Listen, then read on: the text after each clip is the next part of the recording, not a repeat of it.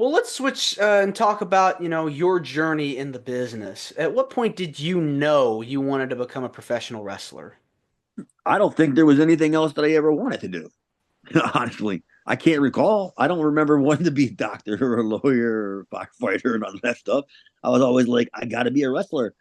And growing up, when I got a little bit older, probably mid-teens, around then, I have a family member who married a wrestler who was TV.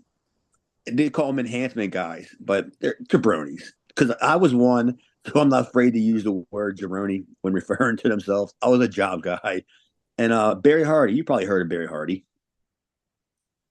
Hmm. He teamed with Dwayne Gill a bunch of times, and he was a mainstay on TV, getting beat up by everybody. But he had a ring, and I used to go over to his house, as a young teenager, and be practicing with guys like Axel Rotten was like 16, and who would have thought Axel was 16, already breaking into the business? And I'm wrestling guys that are like 300 pounds, have been in the business for a few years. Cactus Jack, even back then, he came through Maryland, and he was even friends with my uncle. I always knew I wanted to be a wrestler. I didn't go to college for a backup plan. Put it that way, pal. But once you know you want to do something, you got to find ways to do it. And so you pay your dues, the training process, I am sure it was rough, very intense when I was talking to people on the show before. They talk about how grueling it is. What I, was I your gotta. experience like? I don't have any of that. Like I was never ever formally trained. Never. Not one. Never. Never. Not one person ever taught me how to take a bump. Anything. It was all stuff that I had just learned by getting in the ring and doing it. Hmm. And then as years went on, I would go to the shows, the independent shows, and I helped put the ring up. So I'd be at the building, a few hours before the show would start. So I'd put the ring up. So what do you think a guy like me would do when the ring's just sitting right there and you're in front of you're an empty building? Of course I got in it.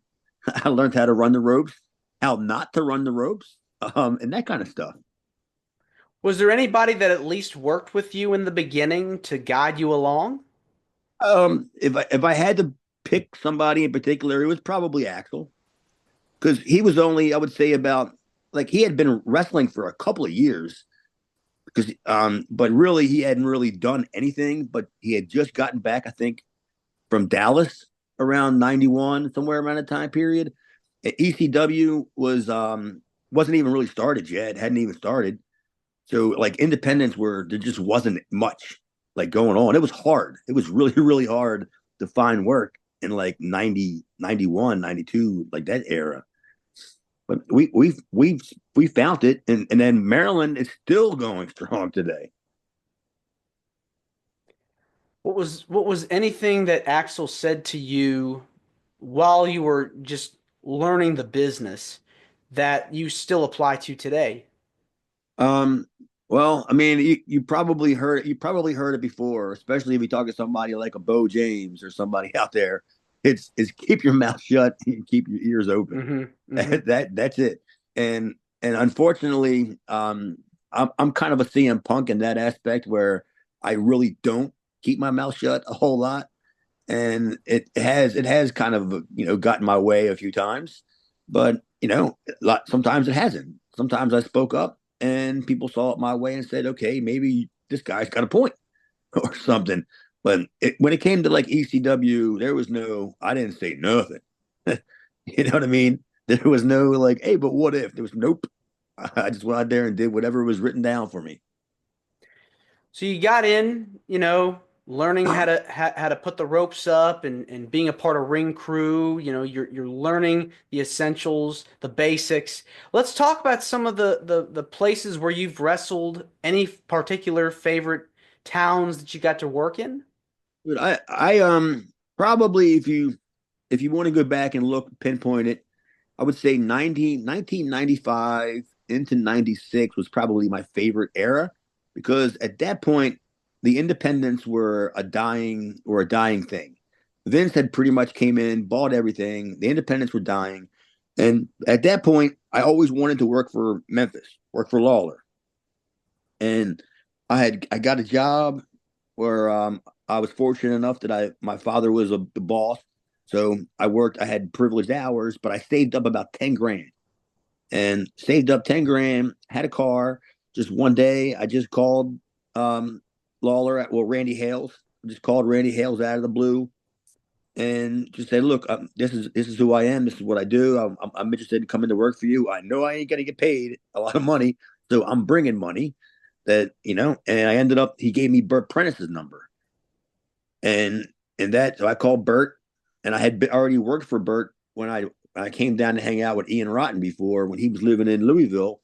We did some shows for Burt, and Burt really liked me because he never seen like he never seen anybody like me.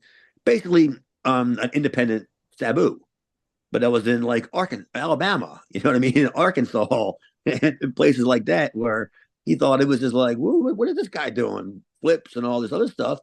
So it was just fun. It was my favorite time because I wanted to work 7 nights a week. I wanted to travel. Like a lot of people bitch about the traveling. I don't. Like I embraced it. All right, where are we going to be at tomorrow? All right, and then when you work Memphis, it's the same towns every night. Monday Memphis, Tuesday Nashville, Wednesday Evansville, Thursday drive home. Then spot show. So It's the that was circuit. that was that was great. Yeah, that was like you couldn't pull me away from that, except for the amount of oil changes that you had to get for your car because it was easily an oil change every 3 weeks when you're working there. That's easily 50, 100 miles. Yeah, I mean, it is a sacrifice, but if you enjoy what you do and love what you do, they say you never have to work a day in your life.